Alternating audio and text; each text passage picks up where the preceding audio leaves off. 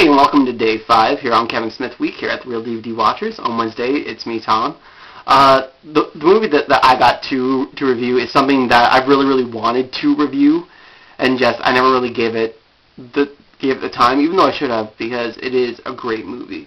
The movie in question is Zack and Miri Make a Porno. It's from 1998. Basically what it's about two high school friends that pretty much haven't amounted to anything after high school, and they just get in so much debt that pretty much they have no other choice but to make a porno. And then it's also like this journey between friends, you know, because they've been friends forever, so they decide that they're actually going to have sex in the porno too.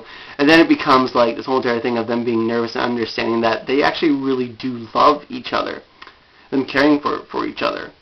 Just so that way, you know, when they go to actually have sex in the porno, it's the most awkward, like, pre-sex scene ever to be captured on cinema. But just when they do go to have sex, it's not sex. It becomes making love, because it's so soft and it's so sweet. Like one of the girls goes, because Delaney, the one guy just goes, "What? I thought he was supposed to come on our titties. Wasn't he supposed to come on our titties?" And the girl goes, "Yeah, but it was so pretty." Because it was very pretty. It was very romantic. And so from this, they start to understand that they do have feelings for each other.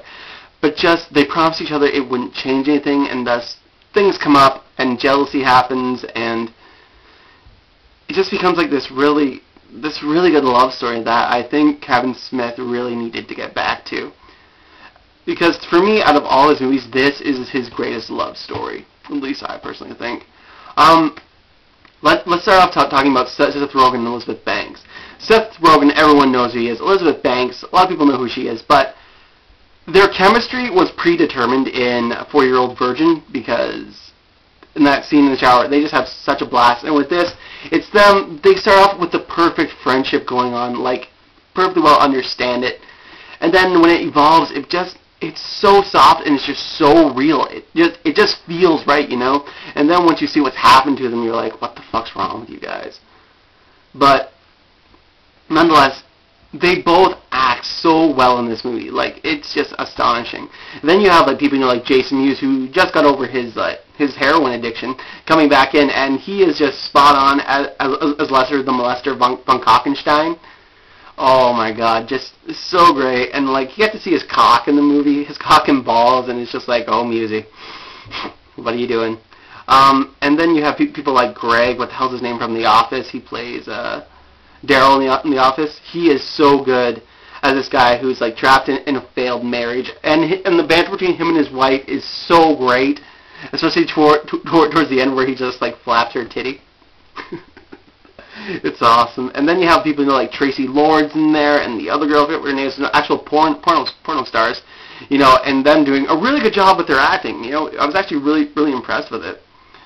But just, for me, this movie could have been a complete disaster. But in the same hand, though, Kevin Smith treated it like a love story, and I think that's what really mattered. His direction is so great, because he gets everything, like, this movie is just so great because everything that he wanted to convey, you know, Seth and Elizabeth were there, and they got it pinpoint on. Because there's points where, like, when Seth and Elizabeth are, like, making love, she looks so in love with him. The same thing with Seth Rogen. Like, it is almost creepy. It's just so great that he's able to get to that point, you know. So a lot of people might wonder, you know, is it as funny as any other Kevin Smith movie? Is this just like a sob story thing? It is so spot on, because like, things happen. I don't want to give anything away to people who haven't seen it, but it is like the same Kevin Smith style humor that we've all come to know and love, and plus a little bit more, because he gets to experiment, you know, with the porno aspect of it. So it was just really great to see that. And plus also, like, just tip of the hat, you know, because after the first night of shooting, this is one of my favorite jokes. You know, they're walking out, and Seth Rogen says to Jeff, what the hell's his name is? He played Randall in Curse. He goes, "How'd it look like?" And Jeff goes, "What do you think it looked like?" "It looked like shit going into other shit." And Seth Rogen goes, "You know, that was Kurosawa's motto."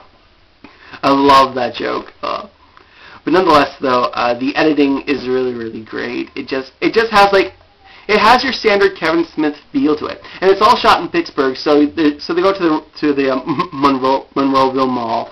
of course made famous in Dawn of the Dead. And for me, this movie is just overall just something for his fans, you know. It was just a really, really great movie that I felt knocked it out of the park, pretty much. If I had to give this movie a rating out of 10, I'd probably give it like an 8. It is a very good movie. It's one of my favorite Smith movies, to be sure. I mean, like it's not a Clerks or anything like that, but just for the love story alone, it's amazing. I highly suggest you guys check this out. So that was my review of this movie. Matt is up tomorrow, and I will see you guys later on my channel. So, bye.